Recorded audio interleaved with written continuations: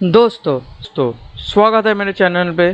तो आज हम बात करेंगे कंप्यूटर से रिलेटेड सबसे बड़ी प्रॉब्लम के बारे में, जो कि है कंप्यूटर हैंगिंग। तो ये हैंगिंग का जो इशू है वो बहुत ही कॉमन है। जब आप कंप्यूटर में काम कर रहे होते हैं तो ये इशू आपने ज़रूर फेस किया है, मैंने भी बहुत बार फेस किया है।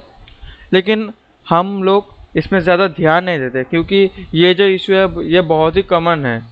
लेकिन कभी कभार ऐसा होता है कि हम लोगों का कंप्यूटर बहुत ज़्यादा हैंग या फिर वो ज़्यादा लैग करने लगता है, तो अब हम लोग उसको एक तो टेक्नीशियन के पास भेज देते हैं उसको रिपेयर करने के लिए।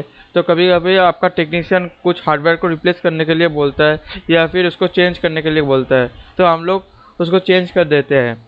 लेकिन आपको क्या पता है कि ये हैंगिंग का जो प्रॉब्लम है ये क्यों, कैसे और किस लिए होता है? तो जानने के लिए इस वीडियो को अंत तक ज़रूर देखें। तो मेरा नाम है स्नेहाशीष, आप देख रहे हैं टेक प्रामाणिक। तो आइए शुरू करें।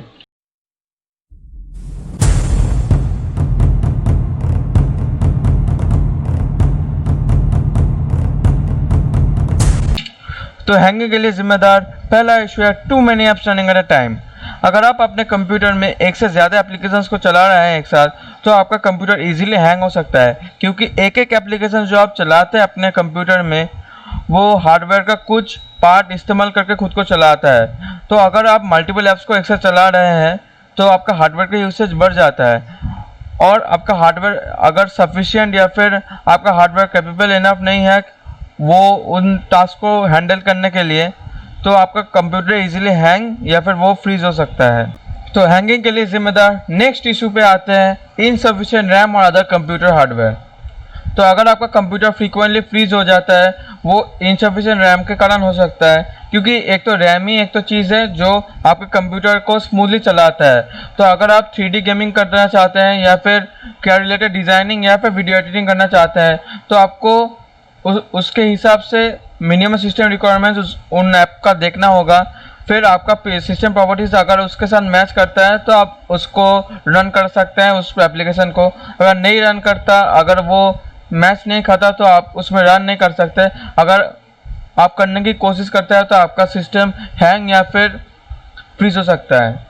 तो गेमिंग या फिर वीडियो एडिटिंग या फिर और कोई काम करने के लिए आपने एक तो नया पीसी खरीद लिया है, फिर भी आपका कंप्यूटर ठीक से काम नहीं करता।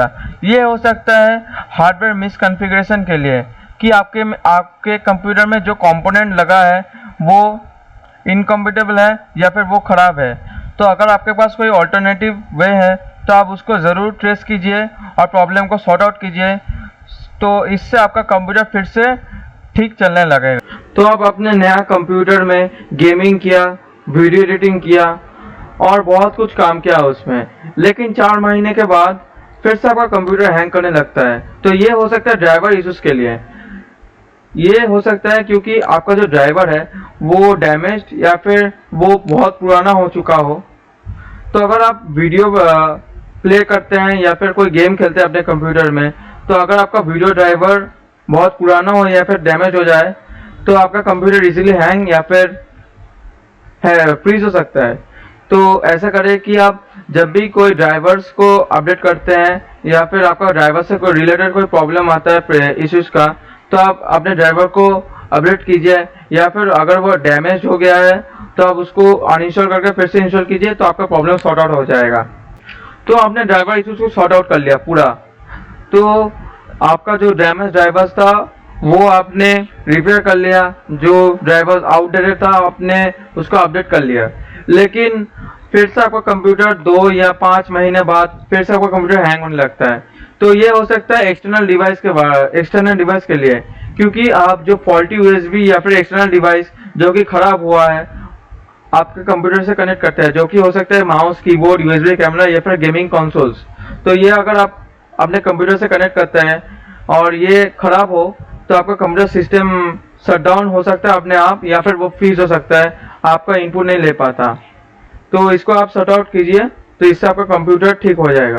तो आपने एक तो नया पीसी परचेस कर लिया है, आपका जो सब कंपोनेंट्स है अपने पीसी पे वो सब कुछ नया है, सिवाय एक चीज़ के जो कि आप चेंज या रिप्लेस नहीं करते हैं, वो है हार्ड ड्राइव्स। ये हार्ड ड्राइव्स आप चेंज नहीं करते क्योंकि इसमें आपका परमानेंटली डेटा स्टोर रहता है। तो अगर आपका नया कंप्यूटर कभी कभी हैंग करता है तो ये हार्ड ड्राइव के लिए हो सकता है, क्योंकि एक हार्ड ड्राइव का जो लाइफ टाइम होता है वो 4 to 5 ईयर्स होता है। उसके बाद वो मेल फंक्शन करता रहता है, इससे आपका कंप्यूटर हैंग हो सकता है। और जब भी आपका कंप्यूटर से कोई जोर का आवाज़ या फिर क्लिकिंग साउंड निकलता है तो आप समझ जाइए कि आपका हार्ड ड्राइव का जो लाइफ टाइम है वो ख़त्म होने वाला है। तो जल्दी से जल्दी आप एक सेकेंडरी स्टोरेज डिवाइस को परचेस कीजिए और जो जो इम्पोर्टेंट फाइल्स है आपके हार्ड ड्राइव में उसको कॉपी करके उसमें डाल दीजिए कि आपका जो इम्पोर्टेंट फाइल्स है वो खो ना जाए हार्ड ड्राइव में। तो ये जो कंप्यूटर हैंगिंग का जो इशू है ये हार्ड ड्राइव्स के लिए हो सकता है। तो अगर ऐसा इशू हो तो आप डायग्नोस्टिक चेक कीजिए आपके हार्डवेयर को, तो इससे आपको पता चल जाएगा कि आपका हार्ड ड्राइव जो है वो कितना अच्छा काम कर रहा है। और एक तो इम्पोर्टेंट चीज़ आपके कंप्यूटर में जो आता है वो है पावर सप्लाई यूनिट या फिर SMPS। तो SMPS आपके कंप्यूटर का इतना इम्पोर्टेंट पार्ट है कि आप सोच नहीं सकते, क्योंकि SMPS ही एक तो चीज़ होता है जो आपके PC के कंपोनेंट्स को पावर करता है। तो अगर आप अपने कंप्यूटर में latest processor, sufficient RAM, GPU and advance motherboard लगाए हैं, लेकिन आपका जो पावर सप्लाई है वो बहुत पुराना है, तो ये हो सकता है कि आपका कंप्यूटर हैंग करता हो, क्योंकि जो पावर सप्लाई है आपका वो उतना एफिशिएंट या कैपेबल नहीं है आपके नया जो कंपोनेंट्स लगा है उसको पावर करने के लिए। तो मैं आपको सजेशन दूंगा कि आप अगर लेटेस्ट PC बिल्ड करते हैं तो एक 450 वाट का मिनिमम पावर PCU तो ले, तो इससे आपका कंप्यूटर स्मूथली अनइंटरप्टेडली काम कर सकता है without hanging and without freezing. तो आपका कंप्यूटर एकदम ठीक ठाक चल रहा है, आप वहाँ पर मज़े से गेमिंग या मज़े से वीडियो एडिटिंग कर रहे हैं, लेकिन आप क्या आपके CPU को टेम्परेचर का मॉनिटर करते हैं? तो अगर आपका CPU का टेम्परेचर बहुत हाई हो, जो कि होता है कि आप जब CPU यूज़ करते हैं 100% में या आप अपने CPU को ओवरक्लॉक करते हैं तो आपका जो CPU का जो टेम्परेचर है वो हाई हो जाता है, तो आपका मैक्सिमम टेम्परेचर CPU ले सकता है। उस टाइम पे आपका कंप्यूटर फ्रीज या फिर हैंग हो सकता है, क्योंकि जो CPU का जो इम्पैक्ट है, जो अगर आप हाई डिग्रीज में जाते हैं और आपके पास अच्छा कूलिंग सिस्टम नहीं है तो आपका सिस्टम खराब भी हो सकता है पूरा का पूरा, क्योंकि ये जो हीटिंग का जो इफेक्ट है ये आपको CPU को बहुत ज़्यादा चोट पहुंचाता है। अगर आप ओवरक्लॉकिंग करते हैं अपने CPU पे तो आपका जो CPU का जो लाइफ टाइम है वो कम से कम 2 या 3 साल तक हो सकता है, उससे ज़्यादा नहीं। तो लास्ट और सबसे माइनर इशू है ऑपरेटिंग सिस्टम इशू। तो अगर आप अपने कंप्यूटर में स्मूथ फंक्शनलिटी करना चाहते हैं तो आपका जो ऑपरेटिंग सिस्टम है या फिर जो आपका सॉफ्टवेयर है उसको पूरा अपडेटेड रखिए, इससे आपका कंप्यूटर ठीक ठाक और अच्छे से चलेगा। अगर आपका कंप्यूटर फुल अपडेटेड नहीं होता तो एक तो सिचुएशन आ सकता है कि आपका कंप्यूटर हैंग या फिर लैग कर सकता है। तो अगर आपके पास विंडोज 10 है तो यह ऑटोमेटिकली अपडेट जो आता है माइक्रोसॉफ्ट की तरफ से वो ले लेता है खुद से, क्योंकि ये अब विंडोज 10 में जो आपका अपडेट ऑप्शन है वो टर्न ऑन होता है और आप उसको ऑफ नहीं कर सकते। तो ये होता है लास्टली ऑपरेटिंग सिस्टम इशूज, ये ज़्यादातर नहीं होता, लेकिन अगर आप आपका ऑपरेटिंग सिस्टम जो है उसको अपडेटेड रखें तो ये इशू आप फेस नहीं करेंगे। तो दोस्तों थैंक यू इस वीडियो को देखने के लिए।